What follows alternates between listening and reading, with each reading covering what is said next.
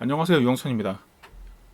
다이렉트X 레이트레이싱 강좌를 시작을 하고요. 오늘이 첫 번째 편이에요.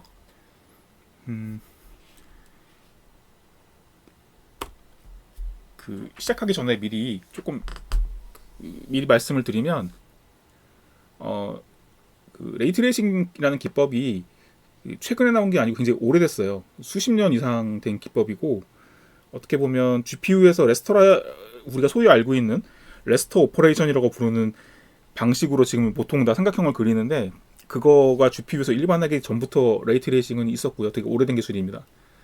네, 이제 보통 그래서 이전에는 레이트레이싱을 GPU로 구현하기 전에는 레이트레이싱이라고 하면 되게 고품질의 렌더링을 하기 위해서, 그러니까 많은 파라미터들을 동원을 해서 고품질의 렌더링을 오랜 시간 걸려서 하는 거 기법들을 주로 얘기를 했어요. 그러다 보니까 이제 레이트레이싱 얘기 나오면 논문도 많고 뭐 수학 베이스의 여러 가지 말들이 많았는데, 제가 하는 강좌는 기본적으로 제목에 보시면 다이렉트X 레이트레이싱을 적어놨죠. 그래서 다이렉트X를 가지고 사용할 수 있는 실시간 레이트레이싱 기법을 얘기를 하는 거고요. 따라서 여기서는 그래픽스적인 내용은 별로 다루지 않습니다. 아주 기초적인 얘기는 다 얘기를 하겠지만, 심도 있는 그래픽스 기법을 다루는 게 아니고요. 굉장히 그 다이렉트X라는 API 가지고 어떻게 할 거냐, 거기에 초점을 맞추고 있습니다. 그거는 미리 알아두시면 좋을 것 같고요. 그러니까 여기서 들었더니 그래픽스 깊이가 없는 것 같아. 맞아, 그럴 수 있어요. 그럴 수 있는데 뭐 그렇게 할 수 없습니다. 원래 그런 강좌가 아니거든요. 그래서 그리고 이게 좀 MS 예제를 보신 분들 계실지 모르겠는데, MS 예제 같은 거 보면 제 입장에서 봤을 때는 좀 그런 게 있어요. 이게 실전으로 사용하기가 좀 어렵게 된 부분들이 많아요. 그러니까 거기에 있는 가장 마지막 데모를 보더라도 이 데모 가지고 그러니까 옛날엔 사실 그런 거 많이 했거든요. 다이렉트X 옛날에는 초창기에는 다이렉트X 그 D3D 프레임워크라고 나름 게임 만들기 좋게 쓰라고 만든 MS 제공해주는 클래스 라이브러가 있었는데, 그거 뜯어고쳐다가 게임 만들고 그랬거든요. 그런 데도 있어서 저는 안 그랬지만, 근데 지금 나오는 MS 쪽 D3D12, 특히 DXR 예제 같은 경우에는 제가 볼 때는 이거는 게임 쪽에 응용을 할 수가 없어요. 그 베이스로는. 그래서 제가 이걸 진행할 때의 주안점은 결과적으로 샘플 코드 올리는 거 가지고 그거를 뜯어고쳐서 게임 프레임워크를 쓸 수 있도록 하는데 좀 초점을 맞췄거든요. 그래서 이거 가지고 뭐 어떻게 해서 상관없지만, 기본적으로 나는 내 게임에, 내가 만드는 엔진, 내가 만드는 게임에 레이트레이싱 한번 적용해 보겠다 라고 딱 약간 좀 굳은 결심을 하신 분들한테 맞을 것이다 라고 생각을 합니다. 예, 그런 분들이 타겟이고, 그리고 D3D DXR 자체가 어려운 건 아니에요. DXR 자체가 어려운 건 아닌데, D3D 12 자체가 좀 까다로워요. 여러모로 까다로워요. 그래서 D3D12를 모르면 DXR 하기가 어렵습니다. 오히려 제가 볼 때 D3D12 API 전체를 봤을 때는 레이트레이싱은 오히려 어렵지 않은 쪽에 속해요. 어렵지 않은 쪽에 속하는데, 문제는 앞에 거를 모르면 이 코드를 따라가기가 되게 힘들어요. 왜냐면 어쩔 수 없어서 그 체계가 D3D12 위에서 만들어졌기 때문에. 그래서 D3D12는 기본적으로 어느 정도 사용할 수 있어야 된다. 예, 그래서 그렇고 D3D12 자체가 내가 알아야 될 내용도 있고, 저는 원래 그런 캡슐레이션 된 라이브러리나 클래스 같은 걸 되게 싫어하거든요. 지금껏 제 강의 보신 분들 아시겠지만, 저는 일단 외부 라이브러리 잘 안 쓰죠. 제 샘플 코드에서는 외부 라이브러리 잘 안 쓰고, 저도 캡슐레이션 된 클래스 따위를 잘 안 만들어요. 그렇게 하면 학습하는 사람들이 알아보기가 어렵습니다. 코드 분석하기가 어렵기 때문에 안 하려고 하는데 D3D12는 어쩔 수 없이 그래야 되는 게 있어요. 그러니까 어쩔 수 없이 무슨 매니저 뭐 해가지고 그런 캡슐레이션 된 레이어를 아예 안 만들 수가 없어요. 최대한 안 하려고 했는데, 제가 D3D12 강좌까지는 그렇게 했는데 DXR에서는 진짜 도저히 피할 수가 없어서 그렇게 쓰는 것들이 있습니다. 그거에 대해서는 앞에 잠깐 언급은 할 텐데 깊게 설명하진 않아요. 그런 것들은 이전에 제가 했던 D3D12 강좌를 보시면 되고요. D3D12 강좌는 여기 인프론 가시면 있어요. 인프론 가시면 여기 이게 있는데, 여기에 기초편은 유료예요. 여기서 제가 주로 만든 자료 구조를 동원을 해가지고 좀 응용을 하는 편이 있는데, 그게 기초 플러스거든요. 요거는 무료예요. 그건 뭐 잘 판단을 하셔서, 아니면 기터브 가서 소스 코드 보시고 내가 강의 안 들어도 코드만 보니까 이해를 할 수 있을 것 같아 라고 하면 뭐 그것도 좋겠죠. 뭐 제 입장에서는 수익이 없으니까 약간 아쉽긴 하겠지만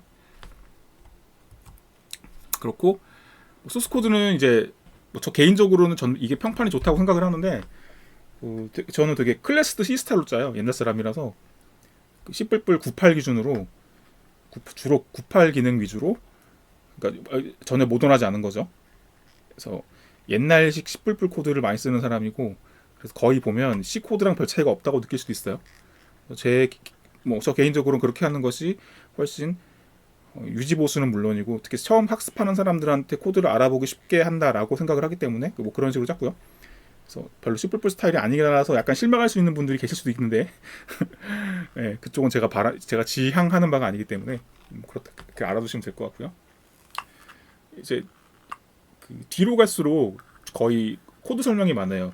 오늘 발표하는 내용 외에 이후에 이제 주로 기능별로 기능 하나씩 추가하면서 이번에 무슨 기능 넣어볼 거예요, 무슨 기능 넣어볼 거예요 이렇게 진행을 할 건데 이제 거기서는 이제 주로 코드 설명이 많을 거예요. PPT가 있는데 PPT에서는 보통 이제 그림 한두 장 정도의 컨셉으로 설명을 하고 대부분은 소스 코드 설명이 될 것이다. 뭐 그렇게 보시면 되겠습니다. 자, 이제 본격적으로 들어가서 레이트레이싱이 뭐냐? 이건 그냥 제가 어떻게 정의해야 될지 이 가방끈이 짧은 저로서는 뭐라고 정의하기가 힘들어서 그냥 위키백과에 긁어왔어요. 광선 추적은 가상적인 광선이 물체의 표면에서 반사되어 카메라를 거쳐 다시 들어오는 경로를 계산하는 것이다. 뭐 이렇게 돼 있죠. 이렇게 좀 그림으로 보여드릴게요. 뭐 이게 적게는 물체 하나가 반사하는 빛만 계산하면 되지만 많게는 물체를 구성하는 입자 하나하나의 빛을 전부 계산하기 때문에 렌더링을 하는데 시간이 많이 소요되는 기술이다. 그러니까 두 가지 큰 의미가 있어요. 이제 사람의 눈으로 들어오는 빛을 역추적해서 화면을 그려준다라는 거죠. 첫 번째 하나는. 두 번째는 느리다. 예. 사실 두 번째가 더 중요해요. 느리다. 자, 이걸 이제 기능적으로 보면 그림부터 먼저 볼게요. 자, 이 기존에 이게 레스터라이제이션이에요. 우리가 보통 알고 있는 예전에 뭐 지금도 많이 뭐 D3나 오픈젤이나 아니면 그 이전에 소프트웨어 렌더러도 마찬가지고 삼각형에다가 텍스처링 해가지고 그리잖아요. 이 방식입니다. 기본적으로.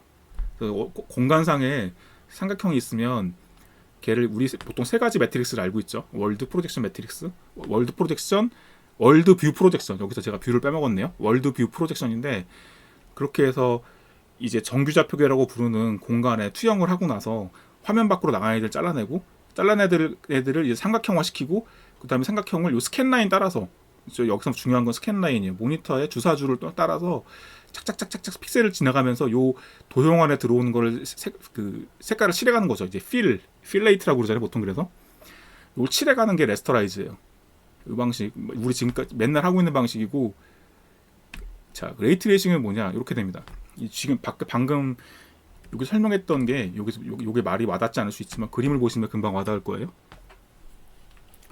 요 구를 본다는 거는 여기 구가 있어요. 요걸 본다는 거는 이 빛이 라이트 소스에서 출발한 빛이 여기로 가서 여기 이 표면에 부딪히고 여기저기 반사를 하겠죠. 반사를 했는데 그 반사하는 빛 중에 하나가 우리 눈으로 들어와서 보이는 거잖아요. 역으로 추적을 해가는 거죠. 왜냐하면 그렇게 빛 소스에서 출발한 광원의 다발을 가지고 난반사까지 다 처리하려고 그러면 뭐 계산량이 상상이 안 가죠. 불가능하죠. 사실상 불가능하죠. 그러니까 실제로 우리한테 보이는 것만 처리하자 이거예요. 보이는 것만 처리하려면 어떻게 해야 돼? 눈으로 들어오는 것만 하면 되지. 그럼 눈으로 들어오는 것만 처리하려면 어떻게 해야 돼? 눈에서부터 역으로 출발하면 되지. 그거예요. 그래서 이 그래픽스에서 우리의 눈은 카메라잖아요. 그래서 카메라의 프롬에서 출발하는 빛을 만들어서 이렇게 쭉 출발을 시켜가지고 역으로 가는 거죠. 역으로 가서 이 물체에 부딪히면 이 물체에서 광원 방향으로 벡터를 하나 만들어 쏘면 이제 여기 나오죠. 이 표면에 노멀 값이 있을 거고 법선 벡터가 있을 거고 그 법선 bek터와 이 광원과의 각도를 구하면 대충 광도를 알 수 있겠죠. 라디언스라고 부를 건데 이후로 그렇게 빛을 구할 수 있을 여기서 이 부분에 광도가 어떻게 되는지를 우리는 계산할 수 있을 거고요. 그리고 걔는 이렇게 얘를 통과했을 때 이 스크린 좌표계 어디 하나를 통과하고 있잖아요. 그럼 이 스크린에 있는 이 픽셀 값은 여기에 있는 이 광도 값이 매핑이 되겠죠. 자 그리고 지금 여기 레이드를 두 개를 썼는데 자 얘는 이렇게 갔어요. 그러니까 정확한 요 픽셀이죠. 요 픽셀을 통과하는 빛을 역으로 추적을 해보니까 여기 어느 지면에 부딪혔어요. 여기 이 지면에 부딪혀 표면인데 바닥인데 바닥에서 광원 쪽으로 레이를 쏴보니까 구에 걸려요. 이거 이 구의 메시에 딱 충돌해 버려. 그럼 여기까지 못 가겠죠. 막혀 있어서. 얘는 그림자 안에 들어간 거죠. 이런 식으로 일단 여기서 이 한 번만 여기 레이를 쏴서 표면에 닿고 라이트 소스까지 계산을 하는 거 정도로만 트레이싱을 한다고 가정을 했을 때는 이 픽셀 개수만큼만 튕기면 되겠죠. 이 픽셀 개수만큼만 레이를 쏴보면, 그러니까 중요한 거는 광원에서 만약에 빛다발을 쏴가지고 그 중에 우리 눈에 들어오는 거를 걸러냈다면 엄청나게 많은 계산을 한 다음에 그 중에 극히 일부만 취해서 사용을 했을 텐데, 이거는 역으로 우리 눈에 들어오는 것만 가지고 역추적을 했기 때문에 요 화면 픽셀, 이 화면 스크린에 존재하는 픽셀 개수의 만큼, 요 개수만큼의 레이만 쏘면 일단 최소한 렌더링을 할 수 있다는 거예요. 그러니까 즉 이 렌더링을 수행함에 있어서 이 성능이 당연히 픽셀이 많아지면 느려지겠지만 어느 선으로 제약이 걸린다는 거예요. 무한한 시간을 잡아먹지 않고 픽셀 개수만큼의 레이만 쏘면 어쨌건 화면을 볼 수 있다는 거죠. 물론 여기서 이제 또 이제 복잡하게 난반사 같은 거 처리하고 여기 충돌했는데 또 레이를 쏴보니까 다른 데 충돌했고 그 충돌한 표면은 어디서 빛을 받냐 뭐 이런 식으로 연쇄적으로 리커시브하게 계산을 해보면 당연히 느려지겠지만 그런 거는 이제 품질에 관련된 부분이고 그걸 늘리면 더 품질이 좋아지긴 하겠지만 최소한의 이제 렌더링을 위해서는 그 정도 화면 픽셀 개수 정도의 레이만 쏴도 렌더링을 할 수 있고 이게 현실적인 거죠. 그래서 이제 이런 기법들을 말을 하는 건데 썰이 길었어요. 정리를 해보자면 기술적인 차이를 들어보자면 이제 왼쪽에 전통적인 방식들 삼각형 레스터라이제이션 삼각형 그리는 그 스캔 라인에 맞춰 그리는 거 얘는 렌더링들 오브젝트를 사전에 수집하는 게 중요합니다. 그러니까 어쨌건 파이프라인에 집어넣으면 파이프라인에 일단 집어넣으면 걔네들은 다 그 렌더링 파이프라인을 거쳐요. 물론 Z 버퍼를 통해서 걸러지는 픽셀도 있겠지만 상당히 많은 많은 픽셀들이 그 렌더링 파이프를 거치기 때문에 얘 같은 경우에는 렌더링을 하기 전에 딱 보일 것만 최대한 골라내 주는 게 되게 중요해요. 그게 되게 중요한 기술이에요. 여기서는. 그래서 어쨌든 전달이 되고 나면 이제 전부 다 파이프라인을 통과를 해서 그 정규좌표계 안에 도용으로 들어오고 정규좌표계 안에 도용으로 들어온 애들을 화면 스크린에 매핑을 시켜서 픽셀을 쫙 채워 나가는 거죠.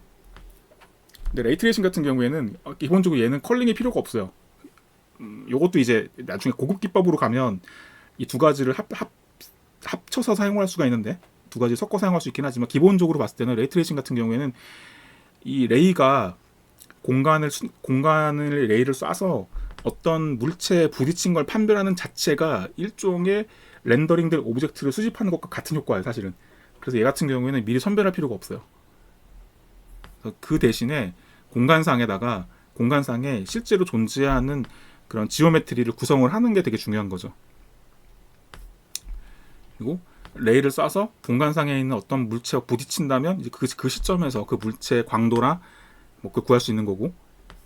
이게 가장 큰 차이점은 그런 거예요. 그러니까 그 기본적으로는 우리가 그래픽스 API 같은 사용을 해서 삼각형을 그려보면 실제로 공간상에는 뭐가 없어요. 말이 좀 이상한데 우리가 어떤 뭐 캐릭터든 건물이든 렌더링을 하라고 하면 그 매트릭스를 같이 던져주잖아요.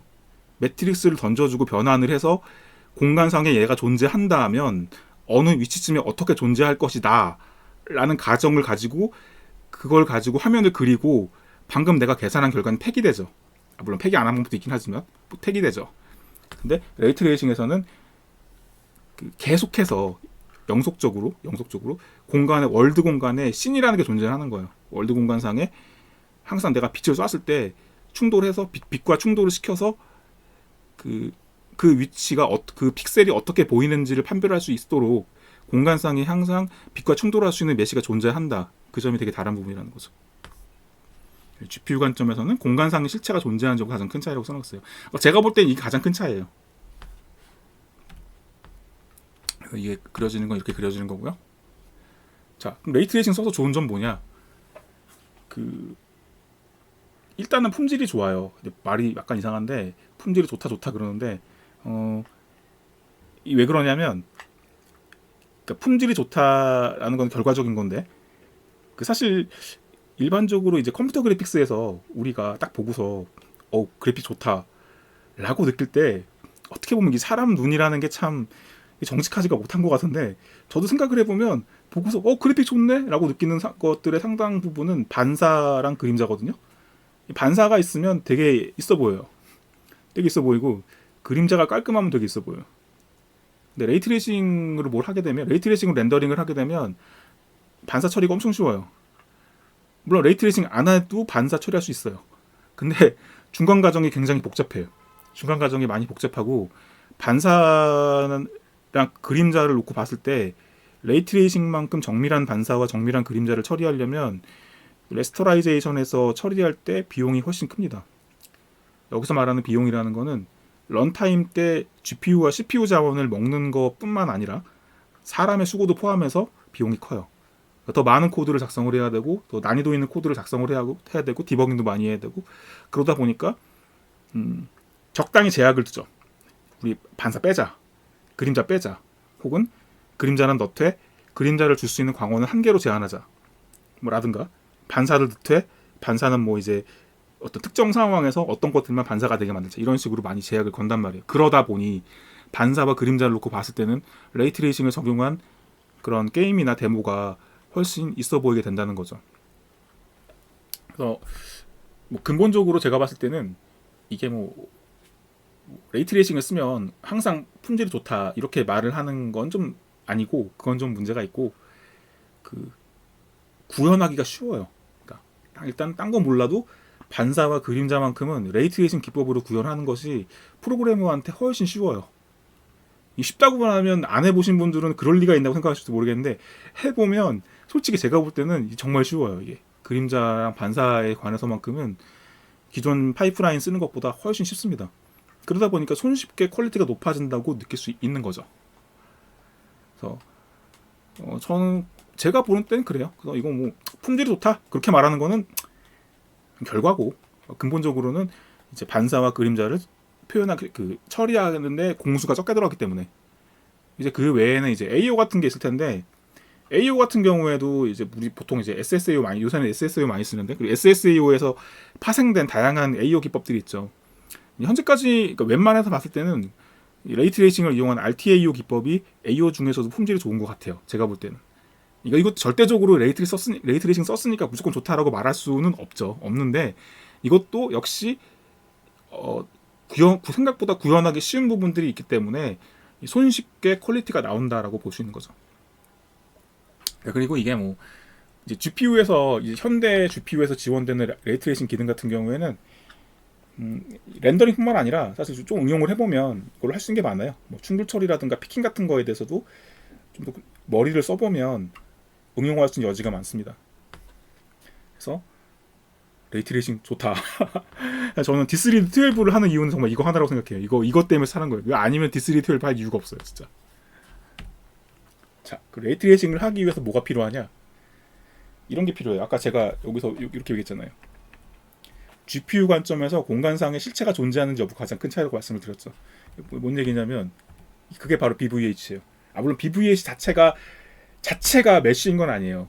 BVH 자체가 메쉬인 건 아닌데 그 월드상에 뭐 집이 한 채 있고 정원에 집이 한 채 있고 나무가 한 그루 있고 그 옆에 캐릭터가 한 마리 서 있고 캐릭터 한 마리 사람이 한 명 서 있고 뭐 그 옆에 강아지가 왔다 갔다 하고 있다 뭐 그런 상상을 해보죠. 그런 메쉬를 공간상에다가 배치할 수는 있어요. 그냥 월드 좌표로 버텍스 데이터 가지고 버텍스와 인덱스 데이터 가지고 올려놓으면 되긴 하죠. 하도 되고 그리고 거기다 대고 내가 레이를 쏴가지고 검출하면 돼. 그냥 그러니까 뭐 월드상에다가 뭐 15만 폴리곤짜리 씬 데이터를 만들어 놓고 이제 레이를 하면은 해상도는 뭐 1920 곱하기 1080이다 하면 대충 레이를 1920 곱하기 1080개 쏴가지고 메시들에게 충돌이 하는지를 검출하면 되는데 문제는 그럼 제가 방금 지나가는 말로 15만 폴리곤이라고 말씀드렸잖아요. 그러면 15만 폴리곤에 대해서 15만 폴리곤 곱하기 1920 곱하기 1080개의 교차 테스트를 해야 되잖아요. 느리겠죠. 당연히 느리겠죠. 그래서 그 부분에 대해서 현실적으로 봤을 때는 그것이 그 실시간 렌더러가 아니라 심지어 오프라인 렌더러를 하더라도, 그러니까 실시간이 아닌 렌더러를 할지라도 이 부분에 대해서 고속으로 처리할 수 있는 어떤 방법이 필요합니다. 그래서 그런 방법 중에 하나가 이 BVH예요. 그러니까 바운딩 볼륨 하이어라키라고 그러는데, 꼭 BVH를 써야 되는 건 아니지만 어떤 식으로든지 공간에서 내가 레이를 발사했을 때 그 레이와 어떤 지오메트리가 충돌하는지 빠르게 검출할 수 있는 어떤 자료 구조가 필요하다는 거죠. 그게 반드시 BVH인 건 아닌데, 뭐 그건 이제 뭐 아까 제가 말씀드렸지만 KDT라든가 BVH라든가 방법은 여러 가지가 수 있을 거예요. 여러 가지 기법들이 있겠지만 뭐가 됐든 간에 그런 자료 구조가 필요하다는 거죠. 근데 BVH 같은 경우에는 이거 이제 그림 보시면 이렇게 돼 있는데, 왼쪽에 이제 공간이에요. 공간 씬이고 이 도형이 있어요. 뭐 그냥 다각형 도형인데, 이거는 대충 게 보면 크게 보면 왼쪽 오른쪽으로 나뉘죠. 대충 보면. 그래서 이 옆에 있는 이 연두색 타원체랑 이 N각형, 이 오목함이 섞여 있는 N각형, 얘네들을 감싸는 AABB가 있죠. 오른쪽에 얘도 보면 AABB가 있죠. 대충 러프하게 가운데로 퉁다 잘라가지고 루트 노드가 되고, 이 왼쪽에 있는 얘네들을 노드 A, 오른쪽에 있는 얘를 노드 B라고 했을 때 이렇게 분리를 할 수 있다는 거예요.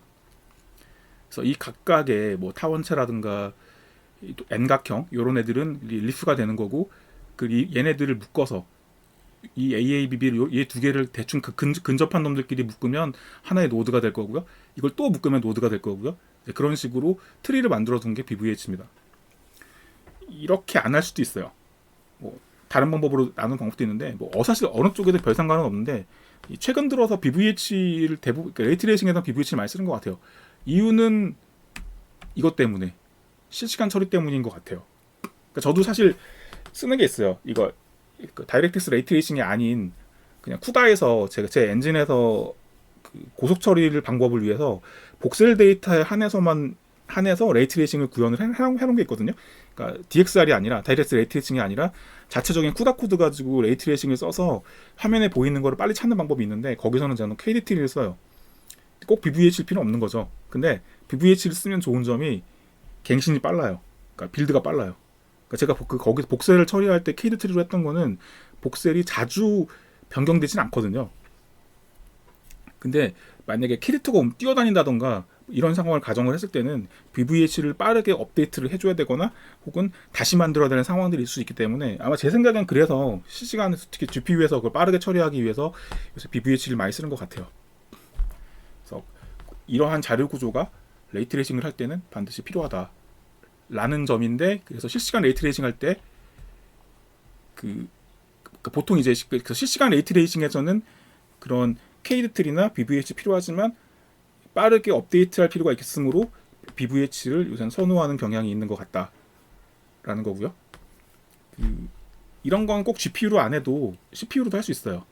CPU로도 할 수 있고, 이전에도 했었고, 이전 오프라인 렌더러에서 사실 많이 했었고, 실시간으로도 CPU 할 수 있는데 느리죠. 많이 느리죠.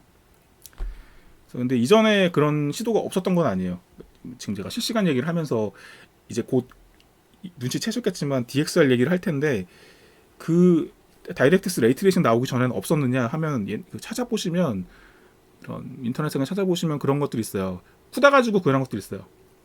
쿠다 같은 GPU 기술 가지고 그 수동이지, 직접 코드를 짜서 레이트레이싱 구현한 사례들이 있고 생각보다 잘 돌아요. 뭐 그런 사례들이 있었는데, 이제 그런 게 표준화된 API로 나온 거죠. 현재는.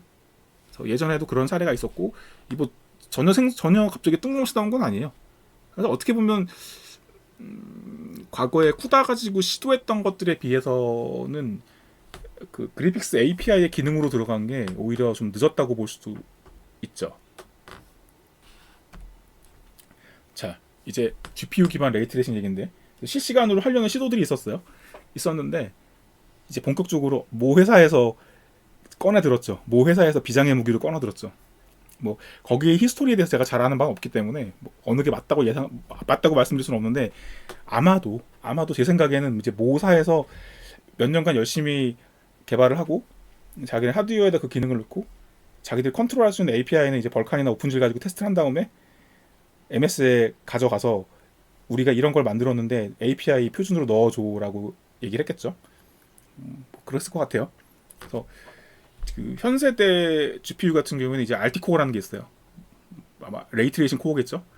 얘 기능 자체는 뭐냐면 그런 이러한 BVH 트리, 이 트리를 순회를 하면서 AABB라든가 이런 정형화된 정규화된 볼륨에 대해서 그 레이와 교차 테스트를 빠르게 할 수 있는 장치예요. 빠르게 할 수 있는 유닛이고, 현세대 RT코어 같은 경우에는 그런 작업들 자체도 이제 프리엠티브하게 비동기적으로 프리엠티브하게 돌아갈 수 있는 하드웨어 스케줄러까지 묶어서 그렇게 구현이 되어 있습니다. 현재는. 그러니까 뭐 GPU가 저것도 처음에는 좀 그 뭐라고 되지? 되게 싱크로너스했는데 나중에 보니까 뭐 쉐이더 코드 실행하면서도 레이 쏴가지고 비동기적으로 충돌 처리하는 거 받아오고 뭐 이렇게 되는 것 같더라고요. 이게 그 엔비디아 쪽 백서 보면. 그래서 그런 RT 코어가 개발이 됐고요. 이제 그런 RT 코어가 개발해서 만드는 기능들을 API에다 넣기 시작했고, 그래서 현재는 이제 뭐 D3D12라든가 벌칸이라든가 메탈에도 들어가 있어요. 모바일도 최신 모바일 하드웨어 같은 경우에는 레이트레이싱 되고, 이제 뭐 PC 쪽에서는 D3D12나 벌칸 가지고 지원된 지는 꽤 됐죠. 이제 한 7년 정도 된 것 같아요. 7, 8년 된 것 같아요. 최초로 실제 작동되는 하드웨어 장비가 나온 이후로 한 7, 8년 된 것 같아요. 그리고 이제 순회뿐만 아니라 중요한 게 실시간으로 업데이트를 빠르게 해야 되는데, 그 부분에서는 우선 문서를 찾아보면 이제 사실 근데 그거는 뭐 RT코어가 하는 건 아니고요. 어디에는 뭐 AI에 물어보니까 RT코어가 한다고 돼 있던데 그건 아니고 드라이버에서 수행한다고 돼 있어요. 딱 자료가 거기까지만 있으니까 제 생각에는 아마 근데 그걸 빠르게 할 수 있는 어떤 하드웨어 기능이 있을 수도 있어요. 있을 수도 있는데 그게 우리가 프로그래머가 컨트롤할 수 있는 형태의 어느 쉐이더 랭귀지라든가 그 API로 빠져 있지는 않은 것 같고, 내부적으로는 기능을 가지고 있고 그걸 호출해 사용하는 거는 드라이버만 가능한 게 아닌가라고 추측을 해봅니다. 뭐 어쨌건 드라이버를 사용을 해서라도 GPU 하드웨어를 이용해서 BVH를 빠르게 빌드하거나 업데이트가 가능하다. 이제 그런 점이 이제 GPU 기반의 레이트레이싱이 가능하게 만들었다 이거죠.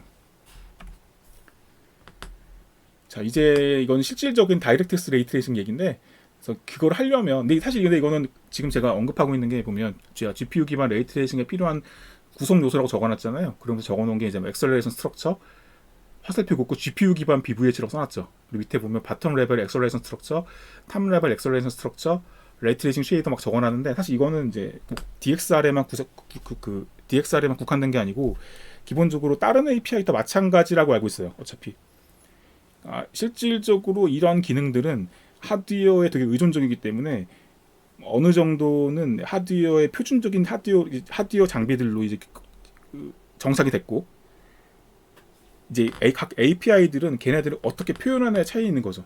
그러니까 어떤 API 쓰든지 다 이런 기능들은 어떤 식의 객체라든가 어떤 식의 함수라든가 다 노출되어 있고 우린 그걸 쓰는 거예요. 기본적으로는 크게 두 가지 보시면 돼요.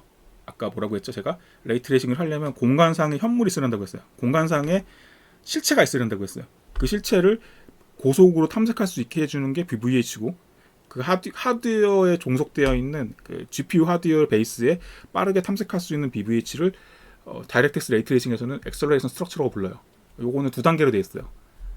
그리고 실제로 레이가 충돌을 했을 때 어떤 일을 할 것인가에 대해서 바깥에서 프로그래머가 지정을 레이가 충돌했을 때 무슨 일을 해라라고 지정을 할 수 있죠. 그것을 이제 코드를 짜서 전달을 해줄 텐데, 그 쉐이더 코드가 이런 레이트레이싱 쉐이더고요. 레이트레이싱 쉐이더 코드고, 여기에는 뭐 레이젠 쉐이더, 히트 쉐이더에서 이렇게 몇 개 쫙 있어요. 미스 쉐이더. 이거 좀 더 설명드릴게요.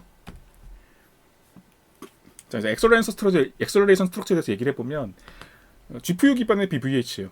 말씀드렸듯이 공간상에 어떤 실체가 있어야만 레이를 충돌을 할 수 있고, 근데 그냥 하면 느리니까 거기서 가속화된 자료 구조가 필요하다. 그게 BVH고, 그것이 GPU 기반에서 GPU가 빠르게 처리할 수 있도록 만들어진 자료 구조가 GPU 기반 BVH, 이게 엑셀레이션 스트럭처다라고 할 수 있고요.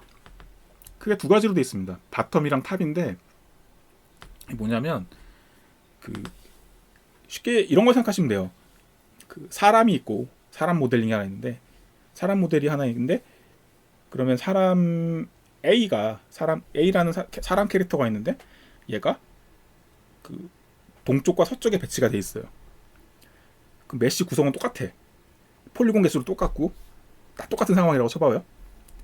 그럼 걔네들은 그 로컬 좌표계 안에서, 그러니까 사람 캐릭터를 만들었을 때 발 아래를 000 원점으로 두고 걔네들을 만약에 그 메쉬를 막 분할을 해서 메쉬의 공간을 분할을 해서 BVH나 케이드 트리 같은 걸로 BSP 트리 같은 걸 만들었다고 했을 때 똑같겠죠. 동쪽에 있으나 서쪽에 있으나 그런 그 최종적인 세분화된 자료 구조를 이렇게 바텀 레벨 엑셀레이션 스트럭처라고 해요.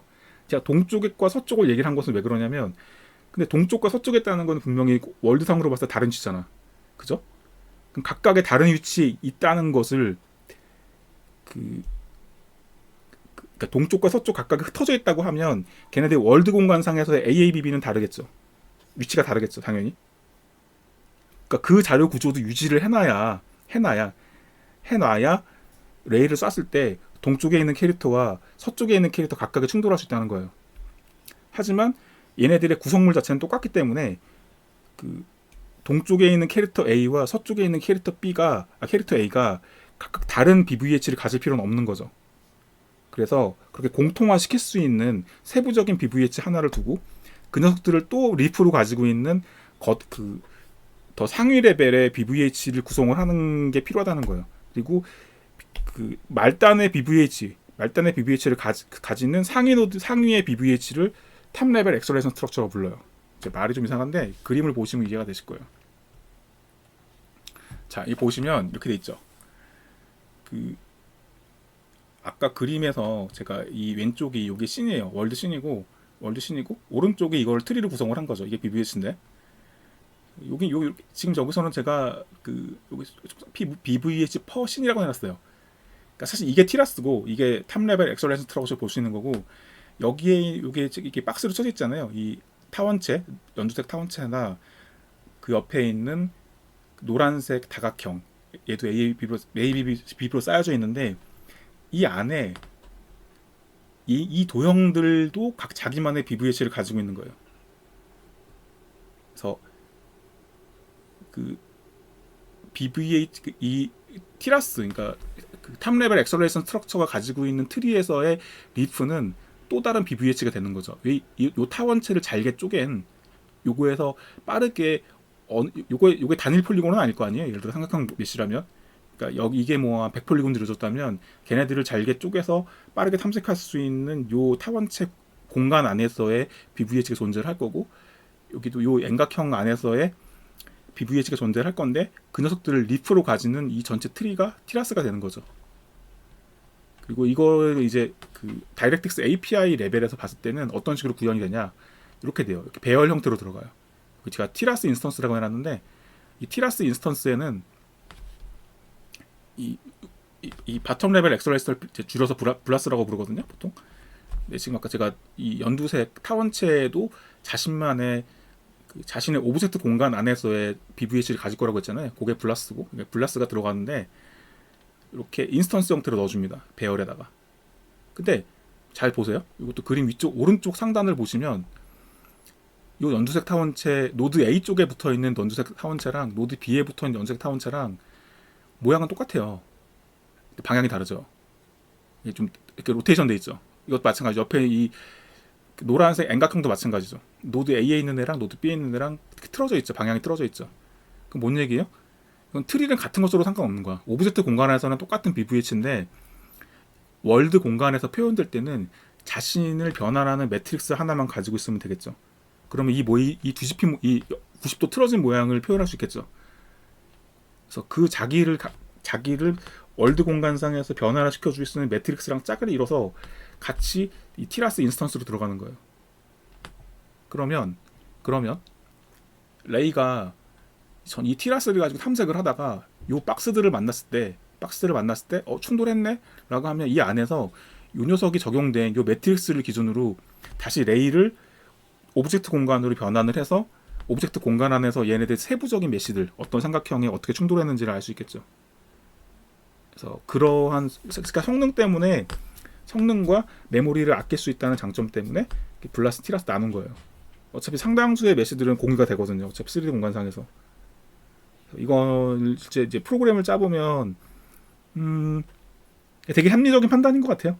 그러니까 일반적으로 우리가 게임 만들 때, 3D 게임 만들 때, 엔진 만들 때 뭐 어떤 그런 오브젝트들이 공유가 되는 것과 똑같은 원리로 그 BVH를 구성을 하기 위해서 티라스랑 블라스를 나눴던 거 보시면 됩니다.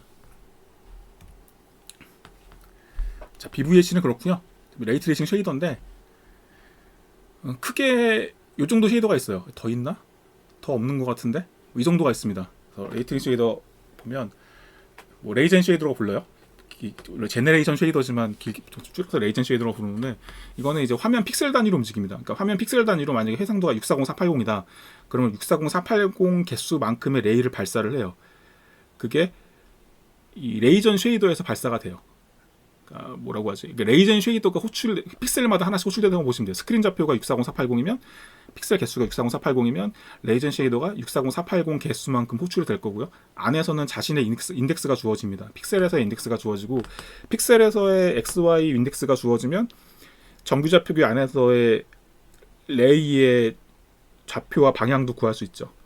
뭐 그런 식으로 해서 최초로 레이를 발사를 해서 그 녀석이 그 신 안에서 순회를 해서 어딘가에 충돌을 했거나 충돌하지 않았거나 하는 결과들을 페이로드라는 놈으로 받아와요. 페이로드라는 구조에 자료 구조에 데이터를 담아서 레이젠 쉐이더 취합을 해서 그거를 최종적으로 자기랑 매핑된 픽셀에다 값을 써줍니다. 그런 일을 하는 거고요. 클로즈 스테이트 쉐이더랑 애니트 쉐이더 이런 애들은 미스 쉐이더까지 얘네들은 다 콜백 함수들이에요. 여기 밑에 있는 거 쭈르륵 콜백 함수들이에요. 그래서 얘네들 같은 경우에는 클로즈 스테이트 쉐이더는 그래서 레이젠 쉐이더가 레이를 발사를 시켰을 때 그 레이가 어떤 지오메트리에 충돌을 하면 이게 호출이 돼요. 밑에 것도 호출이 돼요. 그럼 차이점이 뭐냐? 밑에 거는 그 투명한 오브젝트일 때, 정확하게는 그러니까 기본적으로 성능의 이슈 때문에 레이트레이싱에 사용되는 메시들은 기본적으로는 불투명하다고 간주해요. 몽땅 다 불투명하다고 간주하는데 하지만 투명도 필요하죠. 투명한 거를 표현을 하기 위해서 별도의 옵션을 주게 돼 있어요. 그런 경우에 얘는 불투명하다는 보장은 없다.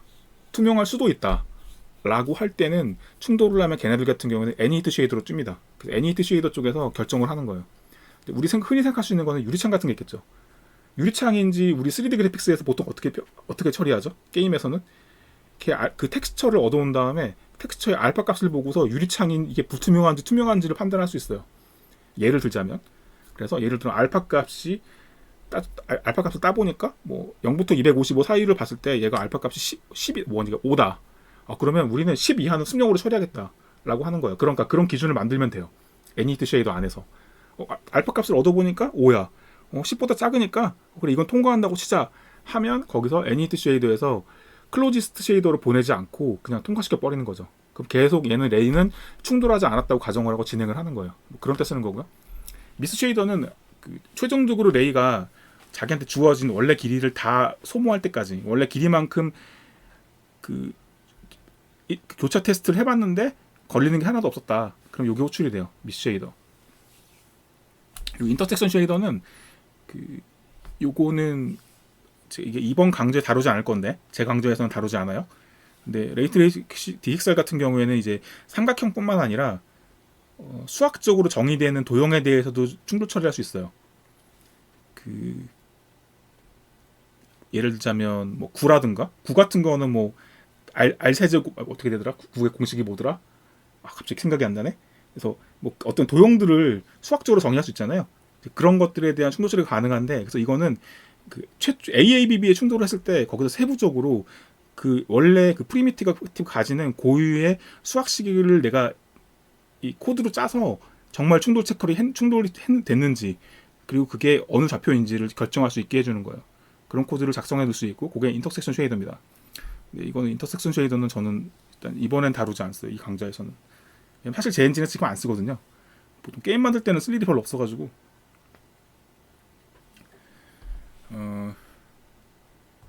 이거 제가 약간 말을 할 때 지금 뭐 예를 들어 메시 쉐이더 얘기할 때 이게 주어진 레이의 길이를 다 소모할 때까지라고 표현을 했는데 여기 약간 오해가 있을 수 있어서 이제 부연을 해드리자면 그거는 이제 알아듣기 쉽기라고 설명을 한 거고요.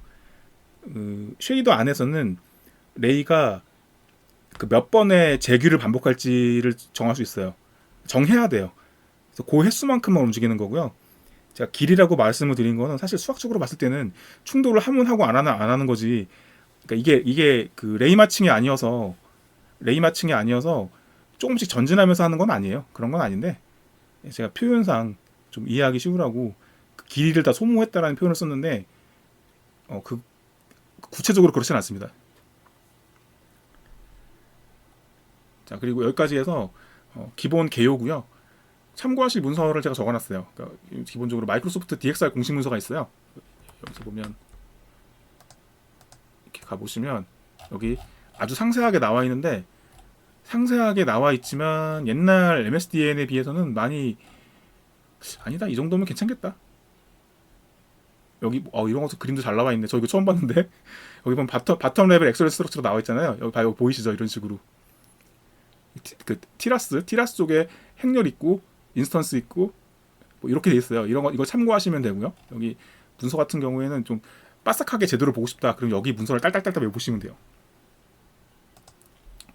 그리고 이제 인프런에 제 강좌가 있습니다. 다이렉텍스 12 강좌가 있고요. 그 디스리드 12 API를 잘 모르신다. 그럼 여기 봐두시면 도움이 될 수 있어요. 예전에 제가 유튜브에서 다이렉텍스 레이트레이싱 실무에 대한 걸로 강의라고 하긴 뭐한데 발표를 한 적이 있었거든요. 봐두시면 도움이 될 수 있어요. 그래서 이게 기초편 같은 경우는 그냥 공개고요. 아마 실전편은 이거 회원 전용일 건데 뭐 궁금하면 한번 봐두셔도 되고 안 보셔도 상관없습니다. 그래서 여기까지 해서 개요는 여기까지 마치고요. 다음 회부터는 실제로 코드를 좀 보는 걸로 하겠습니다. 예, 여기까지 하겠습니다. 감사합니다.